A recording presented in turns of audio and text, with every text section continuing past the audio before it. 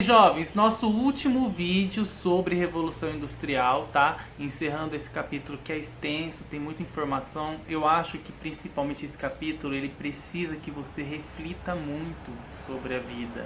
Reflita sobre como funciona hoje o mundo que a gente vive. Por que a gente acorda de manhã para trabalhar todos os dias, todas as horas da nossa vida inteira, né? Repensem como funciona o mundo, o universo, que ótica é essa, que mundo é esse onde a gente nasce sem escolha, tendo que crescer e trabalhar incessantemente para acumular um dinheiro que a gente não vai gastar porque a gente vai morrer rápido, né? Enfim, a ideia de estudar a Revolução Industrial é você entender que existia um mundo antes da indústria, existia um mundo antes de se acumular dinheiro, existia a natureza, existia um homem que vivia em mais contato com o meio ambiente, né? Eu tô falando um papo de hippie, mas eu quero que vocês pensem bem, a gente cresce, a gente estuda para trabalhar dos 15 até os 65 anos, né? São 50, a gente vive.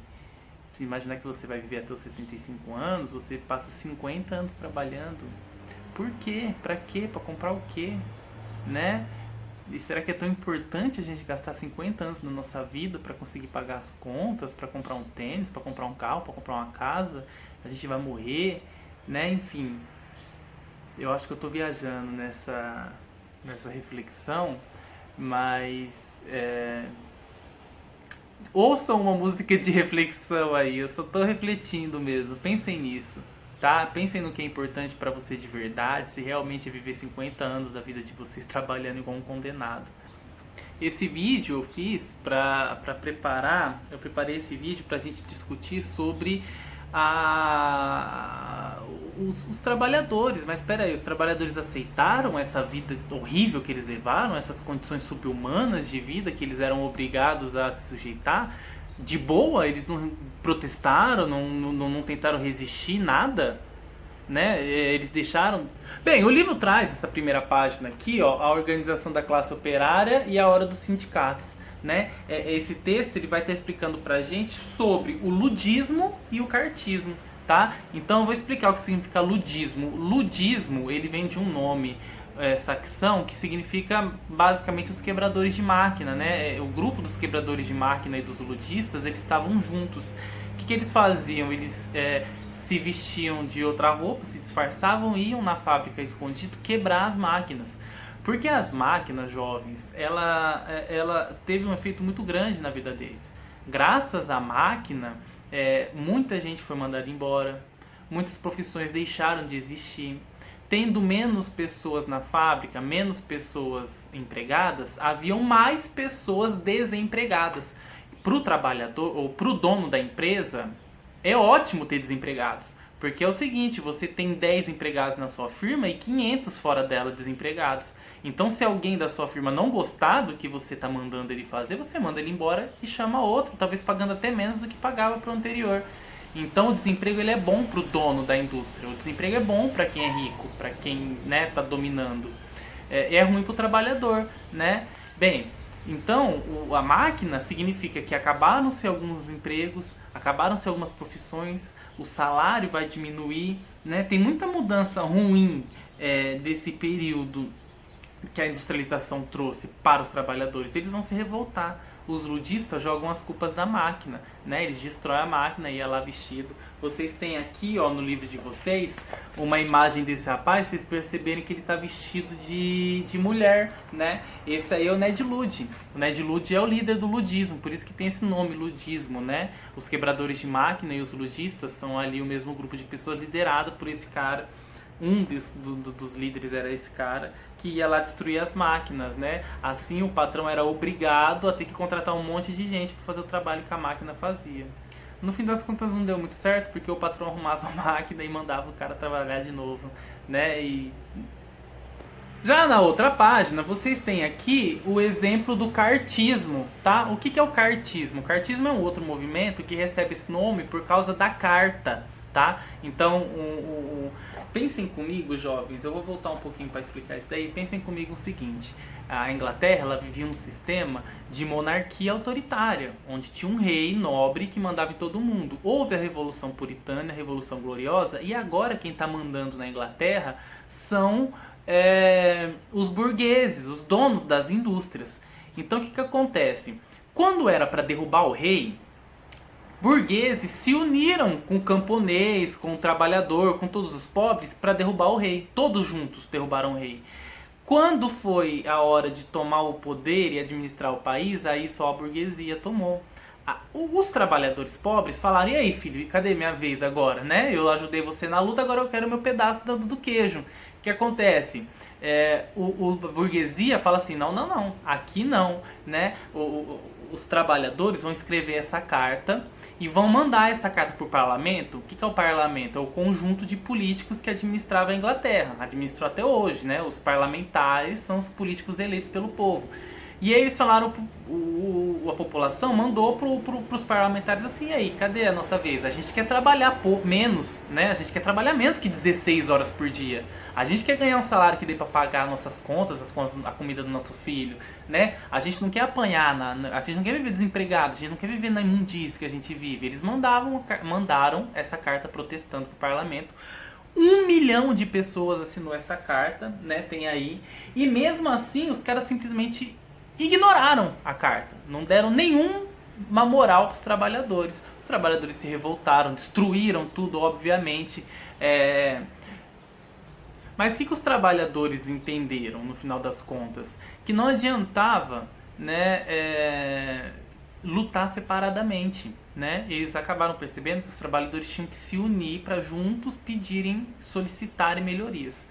Bem, o cartismo não funcionou no primeiro momento, em 1840 lá, que aconteceu, né? 1888, mas nos anos posteriores, ele foi sendo... novas cartas foram mandadas, com mais apoio da população. Alguns patrões viram o problema e foram negociando soluções. Então, de certa forma, houve, com o passar de muitos anos e muita luta, houve algumas mudanças que beneficiaram os trabalhadores. Mas são poucas, né? Muito poucas perto, se você for pensar que o trabalhador faz todos os produtos que vão dar todo o dinheiro do dono, o dono não fabrica nada, né? O trabalhador ainda hoje ele é explorado. Ainda hoje ele é explorado. Ou você acha que o dono da Coca-Cola, que lucra trilhões mensalmente, está sendo justo em pagar um salário de R$ 1.100 para o empregado dele, que é quem fabrica de fato o refrigerante? Você acha que o dono de uma grande produtora de carro, montadora de carro, que paga R$ 2.000 de salário para um cara, está dividindo realmente o lucro com ele? Porque ele vende o carro por 60. O que ele faz com os outros 58 milhões ou 58 mil do carro? Né? Isso aí é um carro, o cara fabrica centenas de carros no dia. E paga um salário miserável se você for ver o tamanho do lucro que o patrão vai ter. Então, os trabalhadores, eles viram que sozinhos contra o patrão, eles não tinham muita força, então eles precisavam se unir. E foi aí que surgem os sindicatos, o livro chama de Trade Unions, que são a união dos trabalhadores, né?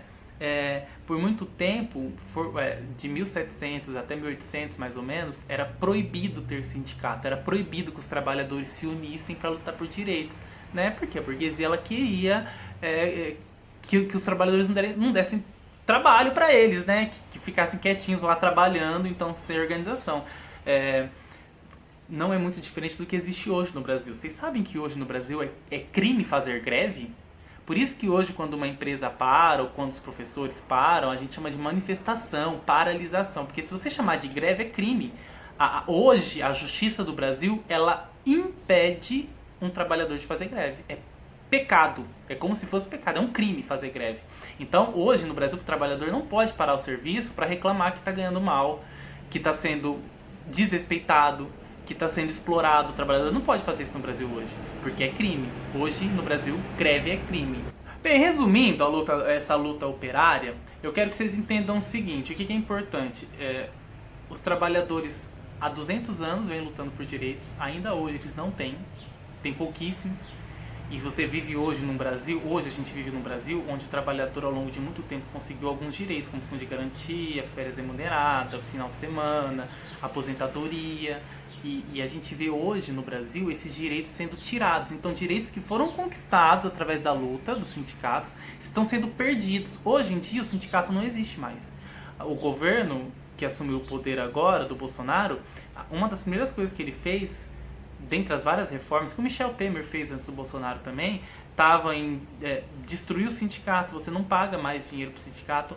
Antigamente, todo ano, todos os trabalhadores do Brasil pagavam R$80, uma vez no ano pagavam R$80 para ser a CUT, CUT, que é a Central Única dos Trabalhadores. É como se fosse o grande sindicato do Brasil que defendia todos os trabalhadores, independente do trabalho deles. Né? Então, hoje não é mais obrigado a pagar. Não a CUT está muito enfraquecida, ela não tem dinheiro para se administrar. Então os trabalhadores eles se reúnem em sindicatos que são específicos, sindicatos daquela empresa, os sindicatos daquela cidade, os sindicatos daqueles trabalhadores, e aí isso faz com que a luta ou a negociação por condições fique mais fraca por parte dos trabalhadores, que tem um sindicato mais fraco para negociar. Outra coisa que acontece no Brasil hoje, e naquela época era impensado também, era tribunais que defendessem os trabalhadores. Hoje em dia, um trabalhador que tem um problema com o seu empregador, ele manda o cara na justiça e um tribunal, um juiz vai decidir quem que tem razão, quem tem que pagar o que para quê. Até hoje no Brasil, quase sempre os tribunais favoreciam o trabalhador, porque ele é o cara mais pobre, ele é o cara que depende do trabalho, ele é o cara que tá ferrado na vida, para não falar uma palavra mais feia, pi na vida, né? O trabalhador, gente, ele é um cara que tá pi na vida, ele tá... Porque ele precisa de dinheiro para viver. Se ele não trabalhar, se ele não gastar todas as horas do dia dele se ferrando na fábrica, ele não vai viver, ele não vai comprar comida, ele vai morrer. Agora, gente, que sociedade é essa? Que mundo é esse? Que para você sobreviver, você precisa dedicar 10 horas do seu dia, 8 horas do seu dia, ficar preso num lugar trabalhando para alguém que está explorando o seu trabalho. Olha, olha como é revoltante, né? Então, e hoje a gente está perdendo mais direitos, né? A gente está perdendo os direitos. A luta dos sindicatos que houve melhorou a condição dos ingleses. A industrialização na Inglaterra aconteceu em 1850, tá? Meados do século XIX, lembra que eu falei. No Brasil, ela vai acontecer 100 anos depois, em 1920, mais ou menos, 1930, tá? Que é quando o Brasil fica sem a ajuda dos países que vão estar na Primeira Guerra. Em 1920, 1930, quando surge a indústria aqui no Brasil, vai surgir também os sindicatos. Então, no Brasil, tudo isso que eu estou falando que aconteceu na Inglaterra vai acontecer aqui no Brasil com 100 anos de lentidão.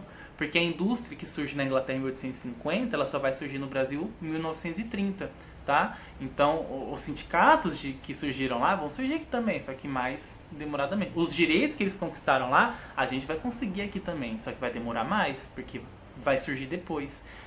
A diferença é que hoje a gente está perdendo os direitos, porque o trabalhador ignorante, hoje o trabalhador é amplamente um imbecil, a escola é ruim, ensina pouco as pessoas, elas vão trabalhar sabendo muito pouco, básico do para ler e escrever quanto sabe. Essa pessoa não tem reflexão, ela não tem capacidade de tomar decisão, ela não sabe em quem votar, ela vota nas pessoas erradas, e essas pessoas erradas tiram os direitos dela, tá? Hoje em dia, um trabalhador não elege um cara que vai defender o direito dos trabalhadores. Hoje em dia, o trabalhador elege o Bolsonaro, né? Bem, críticas à parte, vamos para a parte do trabalho infantil, porque a parte do trabalho infantil, ela é a última página aqui, tá bom? Ela vai falar aqui sobre trabalho infantil. Muitos de vocês não têm consciência, o pai de vocês também não, então vocês vão sempre ouvir imbecilidades na rua. Vocês podem achar que todos eles estão certos e eu tô errado, porque vocês devem achar que é legal criança trabalhar, mas eu vou dizer para você por que não é legal criança trabalhar. Imagina que eu, professor Lucas, não sou rico, sou trabalhador, operário igual qualquer um. Se eu não trabalhar, eu morro de fome, tá? Se eu tiver um filho hoje, eu não tenho condições de pagar R$1.500 de mensalidade para o meu filho na escola particular, tá? Se o filho do dono de uma empresa nasce hoje, filho do prefeito, ele tem condições de pagar essa escola. Então, o meu filho e o filho do prefeito, estou dando hipoteticamente, pode ser o dono da Matsuda, pode ser o dono do JP, pode ser o dono da Coca-Cola. Esse cara vai botar o filho dele numa escola muito boa. O filho dele já vai ter uma educação melhor do que a minha, e isso já é desigualdade. O meu filho, Meu filho vai querer ter um videogame legal, vai querer ter um tênis legal, vai querer levar a menina dele pro cinema com 15, 16, 18, 20 anos. Nessa idade, o meu filho já pode trabalhar, porque com mais de 14 anos hoje no mundo, mais de 14 anos pode trabalhar. Só que o meu filho vai gastar 8 horas do dia dele trabalhando, possivelmente 4 horas do dia dele estudando. Pronto, já foi aí 12 horas do seu dia, né? Se você dorme 8, pronto, acabou o seu dia. Então o meu filho, ele vai ficar muito cansado e ele vai ter um tempo limitado de estudo.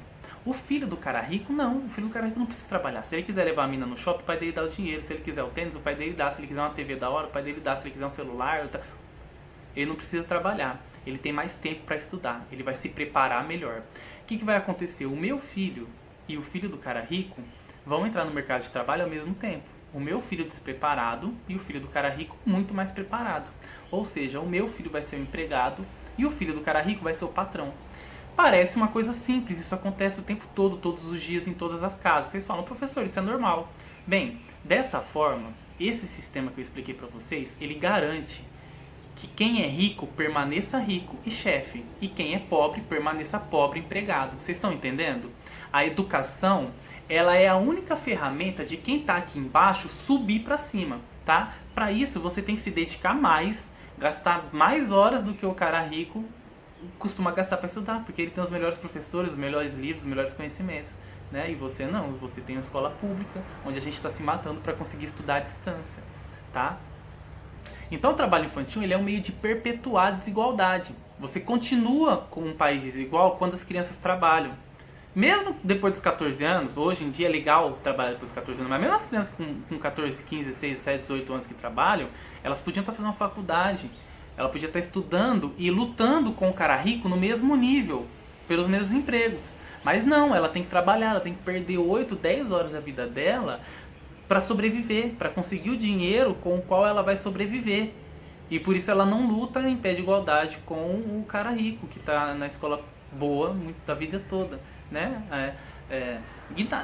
Na época da Revolução Industrial, em 1850, isso era pior, porque as crianças trabalhavam desde os 5 anos. 5 anos!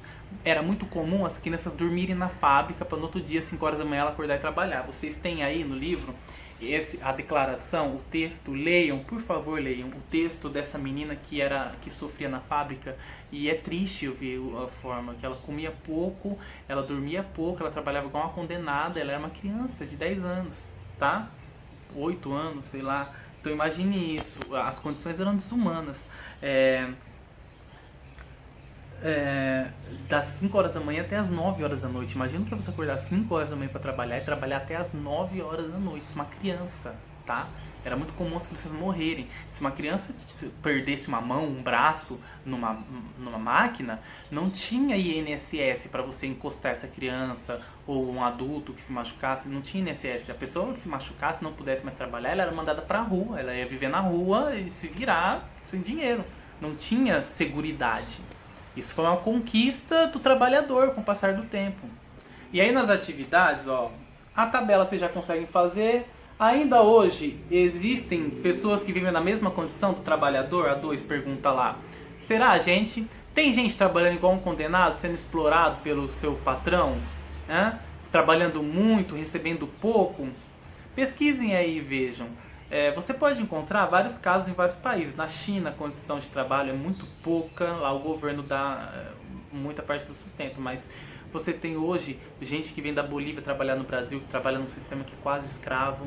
Você tem hoje um trabalhador comum, gente, hoje uma pessoa que trabalha na indústria, ela ganha R$1.000, R$1.500. Você acha que isso dá para pagar as contas, pagar um aluguel, comprar comida, assistir, comprar roupa, sei lá? Isso não dá. Remédio, se você tem uma doença na família, pronto, já era seu salário, né? Então hoje ainda as condições são ruins, como não igual no século XIX, melhorou um pouco, mas ainda é uma condição de exploração.